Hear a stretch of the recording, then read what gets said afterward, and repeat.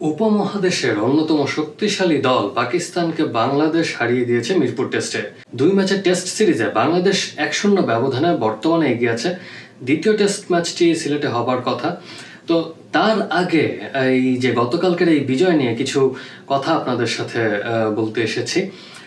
বাংলাদেশ কিন্তু একটি ব্যতিক্রমী ক্রিকেট খেলেছে। এই ম্যাচের জয়ের রূপকার যদি আপনাদেরকে বলতে বলা হয়, তাহলে হয়তো আপনারা বলতে পারেন নাজমুল হোসেন শান্তর কথা এবং নাহিদ রানার কথা, যিনি দ্বিতীয় ইনিংসে 5 উইকেট নিয়েছেন এবং অবিশ্বাস্য বোলিং করেছেন। তবে সবচেয়ে এই জয়ের পেছনে যেটি অবদান রেখেছে সেটি হচ্ছে বাংলাদেশ দলের বদলে যাওয়ার মেন্টালিটিটা। কারণ বাংলাদেশ দল এর আগে এই ধরনের ম্যাচগুলোতে দেখা গিয়েছে যে শ্রীলঙ্কার সাথেও বাংলাদেশ কিছুদিন আগে হওয়া সিরিজে বাংলাদেশ জয়ের দ্বারপ্রান্তে ছিল। বাংলাদেশ একটু সাহসী কিছু সিদ্ধান্ত নিলে বাংলাদেশ কিন্তু শ্রীলঙ্কা সিরিজেও ভালো করতে পারত, কিন্তু বাংলাদেশ একটু ডিফেন্সিভ মেন্টালিটি প্রদর্শন করেছিল। সেদিকে পাকিস্তানের সাথে এই ম্যাচে বাংলাদেশ কিন্তু বেশ আক্রমণাত্মক বেশ কিছু ডিসিশন নিয়েছে। চতুর্থ দিন শেষে প্রেস কনফারেন্সে কিন্তু পাকিস্তানের অধিনায়ক শান মাসুদ বলেছিলেন বাংলাদেশ সাহসী সিদ্ধান্ত নেবে না, বাংলাদেশ একটু ডিফেন্সিভলি খেলবে। কারণ তিনি বলেছিলেন বাংলাদেশ যদি 70 ওভারে 275 রানের মতো জয়ের টার্গেট দেয় তাহলে পাকিস্তান চেস করতে নামবে, পাকিস্তান ডিফেন্সিভলি খেলবে না। তিনি অনেকটা হুঙ্কারি ছুড়ে দিয়েছিলেন বাংলাদেশ দলের প্রতি। তো এই ম্যাচে কিন্তু শুরু থেকেই, পঞ্চম দিনের খেলার শুরু থেকে কিন্তু বাংলাদেশ একটু অ্যাগ্রেসিভ ব্যাটিং করারই চেষ্টা করেছে।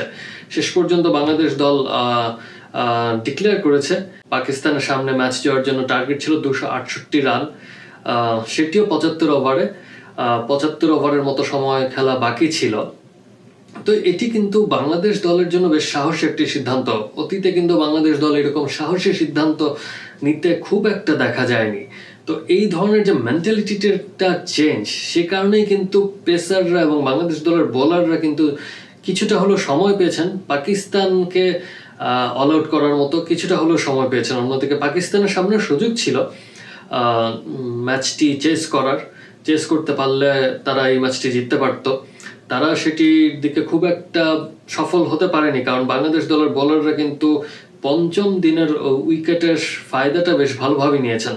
তাসকিন আহমেদ এবং মেহেদী হাসান মিরাজ শুরুতে বেশ আঁটোসাঁটো বোলিং করেছেন। তো বোঝাই যাচ্ছিল যে সেক্ষেত্রে পাকিস্তান দল খুব একটা এই চেসটা তাদের জন্য খুব একটা সুখকর কিছু হবে না, খুব একটা সহজ হবে না তাদের জন্য, সেটি বোঝাই যাচ্ছিল এবং সেটিই হয়েছে। এবং পরবর্তীতে তাইজুল ইসলাম কিন্তু বেশ ভালো বোলিং করেছেন, বেশ ইকোনমিক্যাল বোলিং করেছেন।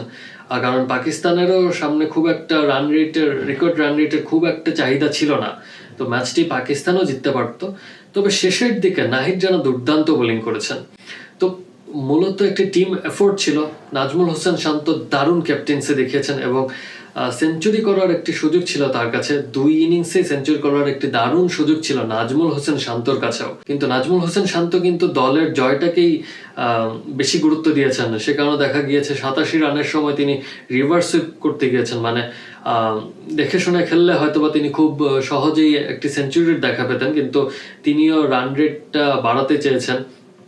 অন্যদিকে মেহেদী হাসান মিরাজ এসে দুর্দান্ত বেশ কিছু শট খেলেছেন, অলমোস্ট 100 স্ট্রাইক রেটে ব্যাটিং করেছেন এবং শেষের দিকে তাসকিন আহমেদও কিন্তু বেশ ঝড়ো একটি ক্যামিও খেলেছেন। তো 9 উইকেট পড়ে যাওয়ার পর কিন্তু বাংলাদেশ আর দ্বিধা করেনি পাকিস্তানকে দ্বিতীয় ইনিংসে ব্যাটিংয়ে আমন্ত্রণ জানানোর। লাঞ্চের আগে মাত্র 15 মিনিট সময় বাকি ছিল। তো এটিও কিন্তু একটি সাহসী সিদ্ধান্ত। যদিও একটি টিম এফোর্ট ছিল, তবে শেষ পর্যন্ত বাহবা পেতে পারে বাংলাদেশ দলের টিম ম্যানেজমেন্ট। কারণ অতীতে দেখা গিয়েছে বাংলাদেশ দল এরকম সাহসী সিদ্ধান্ত নিতে পারেনি সমালোচনার ভয়ে বা ম্যাচ হারার ভয়ে। তবে এই ম্যাচে সাহসী সিদ্ধান্তের কারণেই কিন্তু বাংলাদেশ দলের বোলাররা যথেষ্ট সময় পেয়েছেন পাকিস্তানকে অল আউট করার জন্য। আপনারাও আপনাদের মতামত জানাতে পারেন। ধন্যবাদ সবাইকে।